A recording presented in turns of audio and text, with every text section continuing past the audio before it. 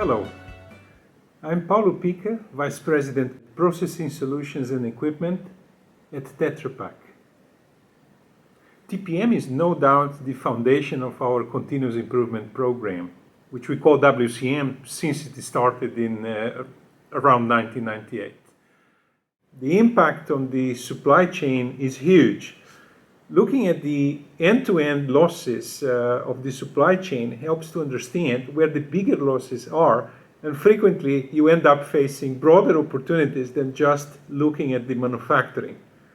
Examples are many, and the results show up in the better utilization of resources through leveling, optimization and better control of inventories, optimization of transportation, faster reaction time by improving the quality of the exchange of information between the frontline sales and product supply, shorter lead times, more efficient collaboration with suppliers, and productivity in general.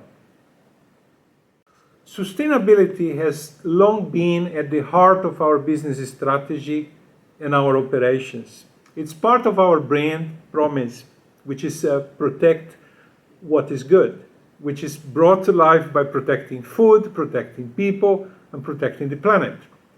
Our sustainability activities encompass all these three areas. We work with our customers and partners to make food safe and available everywhere. Across our three pillars of food, people, planet, we are working to help eliminate poverty, improve education, and health outcomes, create better jobs, and tackle key environmental challenges. From the WCM point of view, when it comes to protecting the planet, the environment pillar have always been in the center of our operations improvement. And since long, we track and improve energy efficiency, water consumption, emissions, recycling.